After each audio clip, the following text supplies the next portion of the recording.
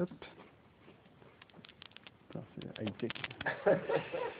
Donc, bonjour à tous et bienvenue. Donc aujourd'hui, je vais vous faire un talk sur la programmation réactive et je vais vous parler pour ça de Angular 2 et notamment aussi de NGRX. Donc vous en saurez plus un peu plus tard. Je vous parle de ça parce que c'est ce qu'on a mis en place sur le projet sur lequel je travaille. Donc voilà, donc en plus on a un petit retour d'expérience sur l'utilisation des différents frameworks que je vais vous présenter aujourd'hui. Donc d'abord une petite introduction sur la programmation réactive. Donc à la base, c'est basé sur le pattern observer, que la plupart des gens qui ont fait un peu de technique connaissent. Et le but en fait c'était de corriger en fait surtout certains défauts d'observer. Donc en fait tout simplement on programme avec des flux de données et en gros le but ça devait être de s'abonner en fait aux événements émis par ces flux de données. Donc à chaque fois en fait à chaque fois qu'on va recevoir un événement on va exécuter une fonction. Ou à chaque fois qu'on va recevoir une erreur, on va exécuter une fonction, ou quand le flux de données va émettre l'événement pour dire qu'il a terminé, on va potentiellement exécuter une fonction aussi. Le problème avec Observer, c'était surtout, la correction à ce niveau-là, c'était surtout l'encapsulation, et aussi le fait que un observeur va observer plusieurs sujets. Et que tous les observeurs sont abonnés à un sujet. Ce qui fait que même si un observeur ne va pas forcément faire de modifications en fonction des événements qu'il reçoit de son sujet, ils vont tous écouter à chaque fois qu'un événement arrive. Là, avec la programmation réactive, les performances vont être améliorées puisqu'en fait, un observeur, on va dire, donc un observable, je vous présenterai après, lui, il va écouter seulement ce dont il a besoin. Donc, il va souscrire uniquement à l'événement auquel il a besoin d'écouter, en fait. Ça garantit aussi la cohérence des données. Donc, ce que j'ai dit, il y a une rapidité de réponse, puisqu'il y a des performances qui sont améliorées grâce à ça. Donc, si je passe à la suite, donc voilà, je vous remontrer un petit peu le pattern observer, donc voilà, qu'on connaît bien, qui est très beau. Et si on pense un peu plus en termes de programmation réactive, on peut représenter ça comme ça, c'est un flux de données en fait. Donc on va avoir un événement qu'on va émettre, et ensuite au cours du temps, on va avoir plusieurs événements, et à chaque événement par exemple, on va recevoir donc une notification en gros, et on va pouvoir exécuter une fonction en fonction de chaque événement, et éventuellement pareil, exécuter un événement différent quand on reçoit une erreur, ou un dernier événement si le flux de données se termine. Maintenant, je vais vous parler brièvement aussi d'Angular 2, puisque c'est ça qu'on a mis en place.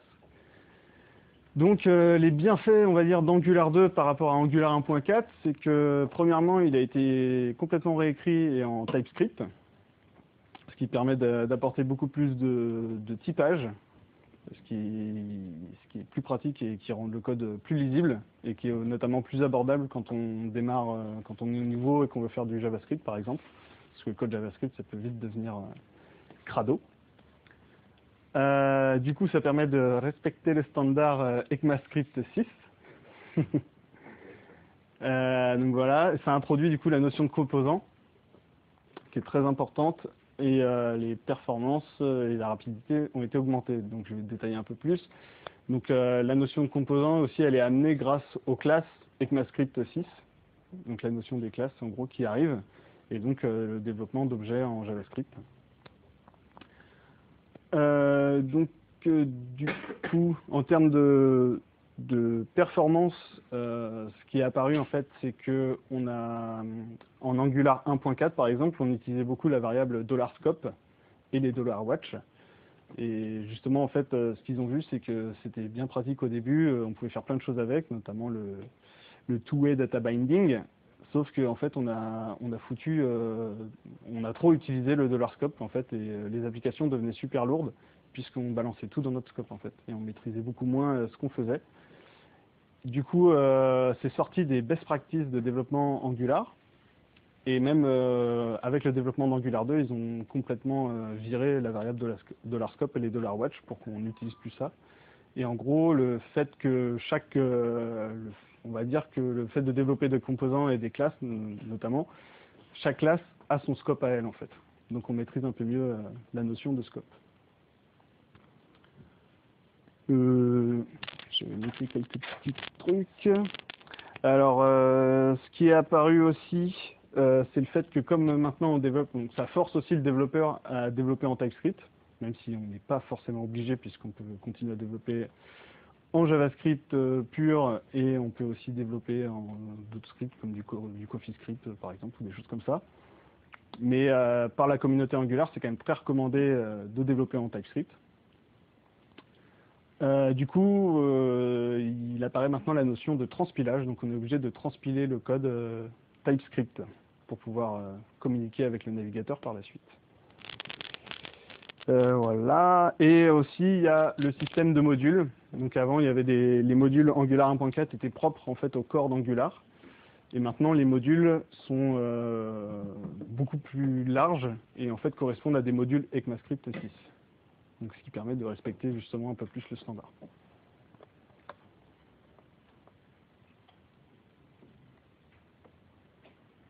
Voilà, tout va bien. On a ensuite l'apparition de RxJS.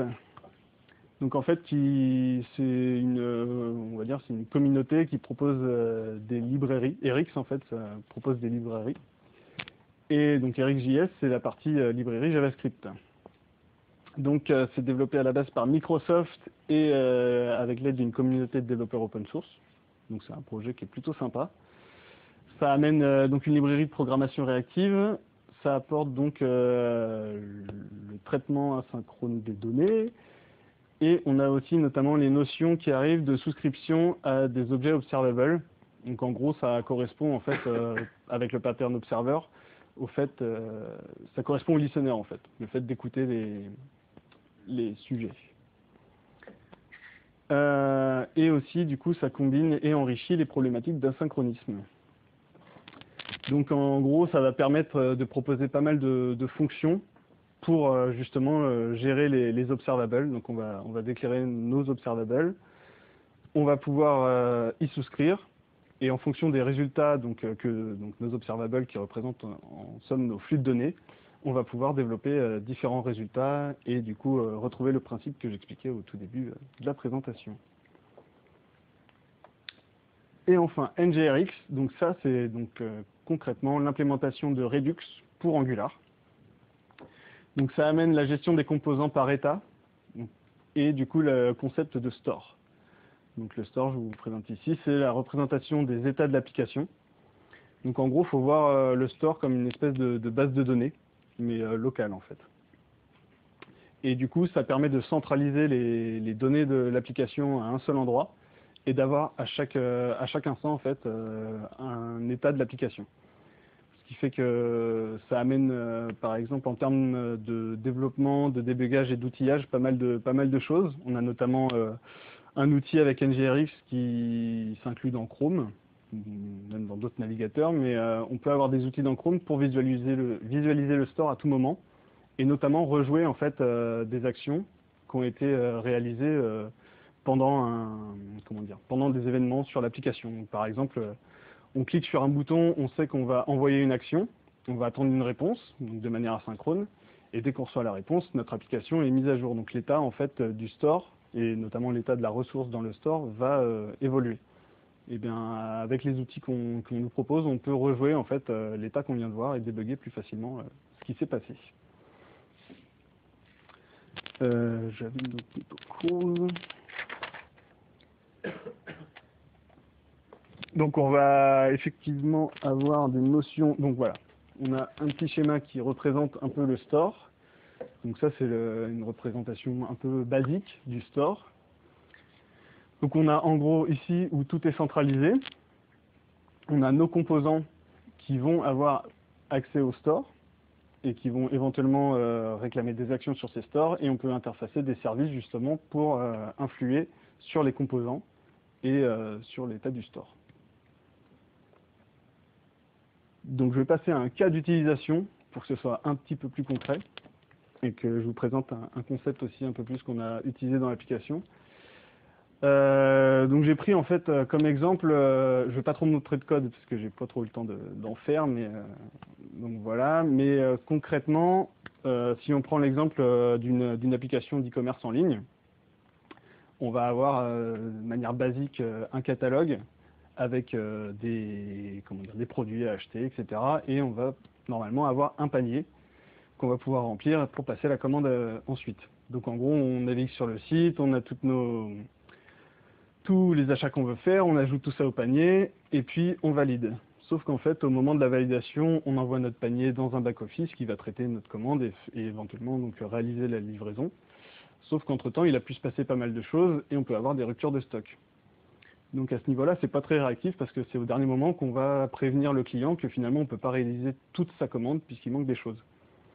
Là, en fait, si on introduit dans ce cas d'usage la notion de programmation réactive avec le store et chaque composant, on va pouvoir dire en fait que donc on a toujours notre catalogue, on a toujours notre panier, sauf que maintenant, quand on va ajouter un élément du catalogue au panier, on va pouvoir envoyer en fait une requête au back-office pour dire je veux ajouter dans mon panier. Cette requête, donc ça va être comment dire représentée par une action qui veut dire j'ajoute à mon panier. Il y a un effet en fait qui va pouvoir écouter cette action et dire ok, donc j'envoie cette requête au back-office. Mais en plus, j'effectue un autre traitement. Donc, par exemple, cet effet-là pourra, lui, au back-office, faire un appel d'abord, vérifier si comment dire, l'élément est toujours disponible. Et on peut renvoyer donc un message OK pour dire il n'y a pas de problème, donc j'ajoute au panier. Ou au contraire, on va renvoyer par exemple une erreur 400 ou quelque chose comme ça dans notre requête. Et dans ce cas-là, on va pouvoir afficher directement au client qu'on n'a pas pu, on peut pas réaliser la demande puisque le produit est plus disponible. Donc on peut faire ça à tout instant. On peut augmenter le cas d'usage en disant aussi qu'à chaque fois qu'on ajoute un composant dans le panier, on va faire une réservation un peu dessus, donc on va le décrémenter du stock. Et en même temps, on peut mettre un timeout sur ce truc-là, puisque si le client met 3 jours à valider son panier, en attendant, on ne veut peut-être pas non plus complètement loquer tout le stock. Donc on va pouvoir aussi créer une action qui va checker en fait tous les, je sais pas combien de temps, on va définir un temps par exemple, qui va checker toutes les 30 minutes. Si le client n'a pas validé son panier, au bout d'un moment, il peut invalider le panier et prévenir avec une notification directement le client pour lui dire que son panier n'est plus valide, enfin il faut qu'il confirme en fait s'il veut toujours effectuer ses achats pour réserver en fait les composants qu'il veut utiliser. Donc je vais faire un petit schéma au tableau, je ne sais pas si ça va se voir du coup, mais pour représenter un peu tout ça, ça va être plus simple. Je ne sais pas si on a des crayons. Hop. Donc en gros, ce que j'expliquais, c'est qu'on va avoir un système, donc on va cliquer sur un bouton qui va nous dire ajout dans le panier. Donc ça, c'est ce qu'on appelle dans le langage NGRX et tout ça, c'est ce qu'on va appeler par exemple une action. Une action qu'on dispatche. On va avoir un effect, pareil, c'est dans le langage, on va avoir un effect.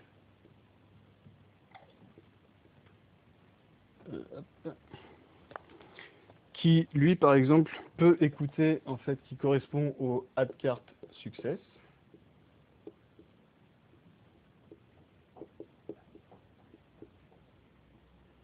Hop. Donc, par exemple, le add cart va envoyer une requête HTTP, donc post, par exemple.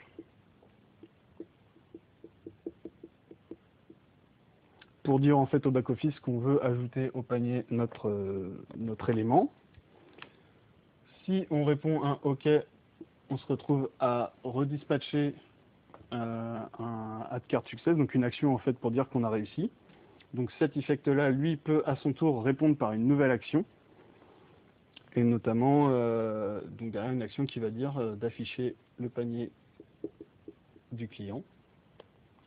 Mais on peut également aussi répondre à un 400, on va dire, pour dire que c'est KO. Et dans ce cas-là, en fait, on va avoir un autre effect qui, lui, va plutôt dire d'afficher un message d'erreur au client. Afficher.